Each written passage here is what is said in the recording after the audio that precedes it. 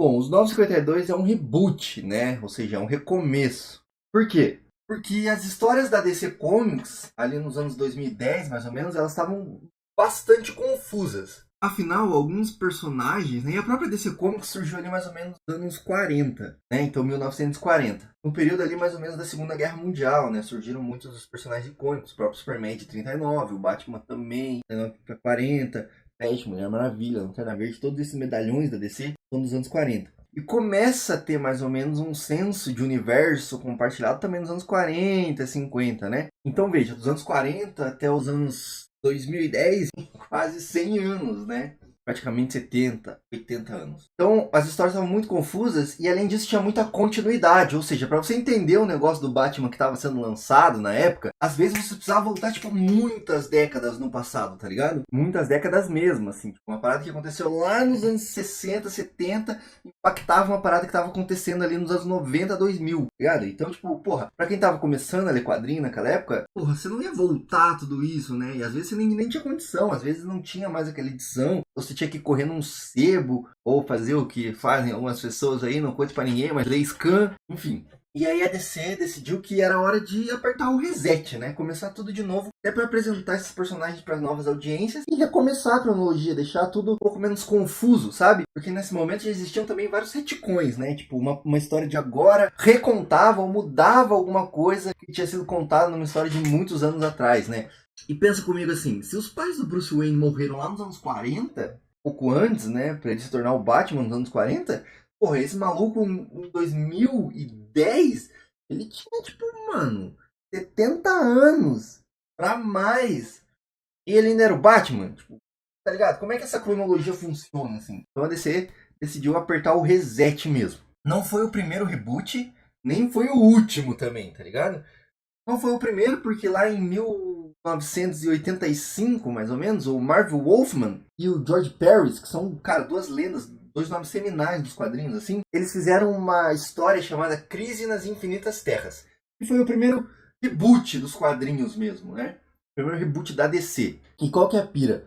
Veja, Batman, Superman, Mulher Maravilha e companhia surgiram nos anos 40, certo? Nos anos 40 até os anos 80, mais ou menos, existiam várias histórias soltas, assim. E ora eles compartilhavam o mesmo universo, ora não. Tinha várias versões do mesmo personagem, assim. E ninguém entendia mais ou menos como funcionava a continuidade. Tipo, uma história do Superman, de repente, desmentia tudo que foi escrito numa história anterior. E a mesma coisa com o Batman e tudo mais. Então, nos anos 80, a DC olhou pro Marvel Wolfman e falou, cara, organiza a casa pra nós. Coloca todo mundo no mesmo universo, na mesma linha do tempo, reseta tudo e faz esse negócio funcionar. E arruma a cronologia das histórias, tá? Então, o Mark Wolfman foi e pesquisou tudo da DC, que a DC já tinha produzido, e bolou uma história, justamente a Crise nas Infinitas Terras, onde uma entidade estaria tentando destruir todos os universos, né? Todo o multiverso da DC. E aí sobrariam apenas algumas terras, algumas realidades, e encaixariam os personagens que sobreviveriam a essa história, né? E aí foi aí que ele fundiu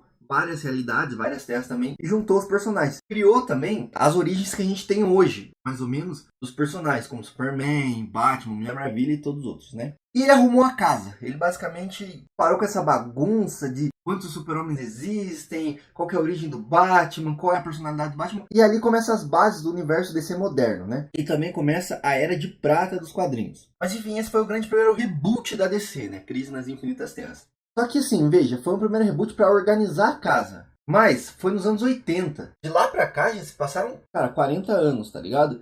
Então, as coisas começaram a ficar confusas mesmo, assim, de novo. Ou seja, em 1985 eles organizaram a casa e desde então eles passaram a bagunçar tudo de novo, virou uma salada. E quem já tentou começar a ler quadrinhos sabe o quanto isso é confuso, né? Você pegar uma história do Batman e de repente ter um monte de referência que você não entende, um monte de nota de autor, de tradutor mandando você ler várias edições para trás para você entender por que o personagem está fazendo aquilo e está naquele lugar, né? Tomando aquelas atitudes naquele momento. Então, em 2011, a DC decidiu que, putz, já tinha dado e eles precisavam começar de novo, resetar o universo mesmo. E mais ou menos nessa época também, em 2011, o Jeff Jones, que era um editor e um roteirista da DC na época, e o Andy Kubert, que é um artista, um desenhista de quadrinhos, eles estavam lançando uma minissérie do Flash chamada Flashpoint, que ficou conhecida no Brasil como Ponto de Ignição. A princípio, essa história era para ser uma história do Flash, uma história pontual do Flash ali, onde ele volta no tempo para tentar salvar a mãe dele. E quando ele volta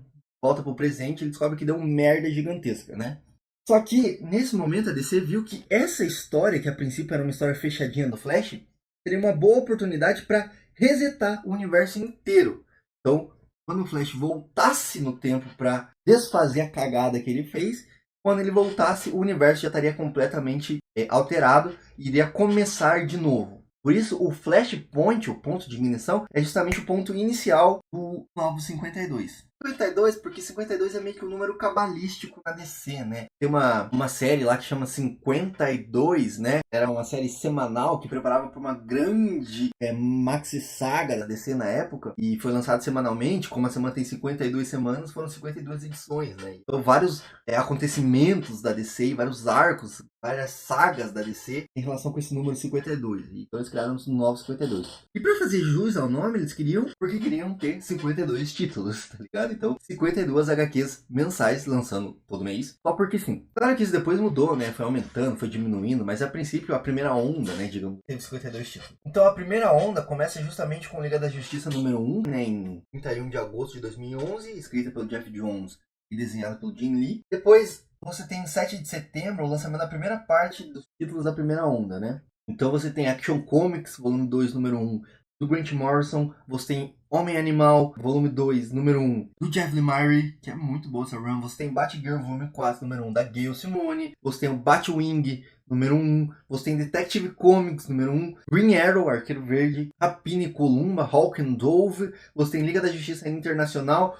Manowar, que é uma HQ muito boa, assim, que durou pouco, mas trazia justamente essa pegada de quadrinhos de guerra, que estavam um pouco em baixa, né? Ainda estão, né? No mainstream, assim. Você tem Omak, você tem Super Choque, que era um fã favorito, que vinha da Milestone, né? Que era uma editora, depois a gente pode falar dela em outro momento, assim, mas que trazia muita representatividade. E foi comprada nos anos 90, 2000, mais ou menos, pela DC. E o Super Choque agora, pela primeira vez, introduzido na cronologia oficial da DC, do universo DC nos quadrinhos, né? Aí você tem Stormwatch, que é uma super equipe que veio de outro universo do quadrinho também, que é a Milestone, e foi introduzida, absorvida na cronologia DC nos 952. E você tem Monstro do Pântano, que estava na Vertigo, volta pra DC, daí vai pra Vertigo de volta e volta pra DC, né, agora, nos 952. Aí uma semana depois, em setembro de 2011, você tem Batman e Robin, Batwoman, que essa run é muito boa, inclusive. Batwoman é uma personagem muito boa. Deathstroke, né, o Exterminador, é o grande vilão da Jovens Titãs, né, ganhando uma série própria. Você tem Demon Knights, que exploram um outro lado do universo DC, que é a fantasia, né? Se passa no momento, na era medieval do universo DC, e traz cavaleiros, demônios, né? Eu exploro esse lado mais fantástico, mais fantasioso, né, da DC. Você tem Frankenstein, agente da Shade, né? Ou agente da Sombra, que é uma abordagem mais próxima do livro do Frankenstein original, né? Da Mary Shelley. E ele recita poesia e tal, e ele é um espião, atua numa agência de operações especiais, assim, e combate a parte mais mística, né? Muito legal. Você tem Lanterna Verde, escrito por Jeff Jones. Você tem Grifter, que também veio da Milestone, né? E é absorvido aqui no universo DC. Você tem Legião Perdida, Senhor Incrível, Mr. Terrific. Você tem Lanternas Vermelhas, que é um conceito bem legal aí, derivado dos Lanternas Verdes. Você tem o Resurrection Man, que é uma parada também um pouco mais mística, mais Arquivo X, assim, da DC, que vai pra um lado que é pouco explorado, né, nos quadrinhos também, um pouco mais de suspense, terror, assim. Você tem o Esquadrão Suicida, né? Obrigatório. E você tem o Superboy, que trabalha um pouco mais sci-fi e tudo mais. Aí uma semana depois, também em setembro de 2021, você tem o lançamento de Batman, do Scott Snyder, que é um dos carros-chefes dos 952. Você tem Aves de Rapina, Besouro Azul, né, que é um fã favorito, o Jaime Reis, aí, que traz um pouco mais de representatividade latina também. Você tem o Capitão Átomo, reimaginado aqui, um pouco mais próximo do Dr. Manhattan, do Watchmen, que é uma reimaginação legal do Capitão Átomo. Nunca foi lá um personagem muito conhecido, assim, ele ganha uma nova chance, uma roupagem nova, se aproximam do Dr. Manhattan, de fato, então é muito mais interessante. Tem Mulher Gato, esse universo apresenta, que traz personagens menos desconhecidos, ganhando arcos pequenos ali, né? Com uma tentativa de apresentar isso aos fãs e ver se esses personagens emplacam. O primeiro deles foi o Desafiador, que rolou bem. Ele é absorvido na Liga da Justiça Sombria depois. Então ele virou um personagem um pouquinho mais conhecido. Não muito também. É legal essa antologia de histórias, porque apresenta outros personagens que não teriam chance. Eles não iam ganhar um título próprio. Então eles entram aqui, esse universo apresenta, para ganhar um lugar ao sol, digamos assim, e ser apresentado a um público maior. Apesar de que essa revista não vendeu muito. Aí você tem Green Lantern Corp, né? Tipo, Corporação Lanterna Verde, né? A tropa dos Lanternas Verdes. Que traz o Guy Gardner e o John Stewart, né? Vários outros lanternas alienígenas, assim, é bem legal. Com dois personagens também bem queridos dos fãs. E com o Hal Jordan de volta, a jogada não tinha muito espaço, né? Então, eles dividem um título aqui, né? Tem Legião dos Super-Heróis. Essa pira nunca me pegou muito. Tem Asa Noturna. Capuz Vermelho e os Fora da Lei. Que é uma run muito boa, que junta o Jason Todd lá como Capuz Vermelho. E pra mim o Jason Todd funciona muito bem como Capuz Vermelho. Não funciona como Robin, mas funciona muito bem como Capuz Vermelho. E você tem a Estelar e o Juanito, né? O Arqueiro Vermelho lá, que era o sidekick do Arqueiro Verde. Então eles dividem um título aí e ficou bem legal, assim, eu acho. Aí você tem Supergirl, uma reimaginação completa da Supergirl. Você tem Mulher Maravilha, que reinventa a origem da Mulher Maravilha. Aí uma semana depois, em 28 de setembro de 2011... você tem os títulos que fecham a primeira onda dos 952 sendo lançados. All Star Western, um título que era um título clássico da DC lá no passado e volta agora com o volume 3 e que, como o título sugere, trabalha o Velho Oeste da DC, né? Inclusive Jonah Rex é que carrega esse título. É também um outro canto do universo DC que não é muito explorado. E os quadrinhos do Velho Oeste também, que desde muito tempo caíram, assim, ficaram esquecidos. A DC dá uma nova chance pra eles. Você tem Aquaman, que é uma das fases mais celebradas, desenhada pelo brasileiro Ivan Reis. Então é uma das melhores runs do Aquaman. Tem Batman The Dark Knight, né, o Cavaleiro das Trevas. Você tem Black Hawks, são falcões negros, né, com os pilotos da Força Aérea Americana. Foram criados ali na época da Segunda Guerra Mundial e eles são trazidos para o presente, né? É um Top Gun da DC, né? Então, teria até um filme produzido pelo Steven Spielberg, né? Mas nunca saiu do papel. Aí tem também The Flash, que é uma run bem legal do Flash, assim, né? Que traz o Barry Allen de volta como personagem título do série. Você tem a Fúria do Firestorm, os Homens Nucleares, né? Fury of Firestorm, The Nuclear Man. E o Firestorm é um outro herói com poderes atômicos, né? Nucleares, assim. Mas que são duas pessoas combinadas, assim, para fazer funcionar o Megazord. Aí você tem Green Lantern New Guardians, né? O Lanterna Verde Novos Guardiões. Que é o Kylo Rayner, né? Que é um outro Lanterna Verde, né? E que foi Lanterna Verde principal por um tempo, depois ficou esquecido. E eles trazem ele de volta aí como Lanterna Branco agora, né? Você tem I, Vampire, que é uma HQ de vampiro, cara. Então aborda esse lado mais místico, assim, mais mitológico dos vampiros, né? Da DC, que é um lado...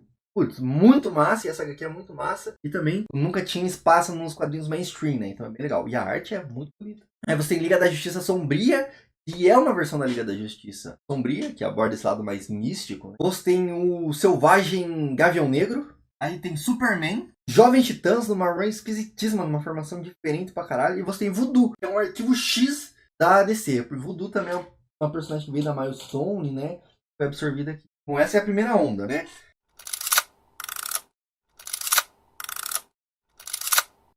Lembra que eu falei que não foi o último reboot da DC? Como os 952 não deram tanta grana quanto eles esperavam, nem trouxeram tantos fãs novos quanto eles estavam esperando, e desagradou muitos fãs antigos que acabaram dropando a DC nessa época, eles decidiram que era hora de voltar atrás, não voltar atrás, né? Rebootar o reboot e reconsiderar o passado. Então eles lançaram o Rebirth, né, o Renascimento. E basicamente traz a cronologia do Watchmen para dentro da cronologia da DC, fazendo mais uma bagunça ainda, fazendo um retcon do reboot, dizendo que o responsável pelos 952 é o Dr. Manhattan, com seu poder de Deus, assim, criou a realidade dos 952. Mas também isso dá para explicar outra hora, né?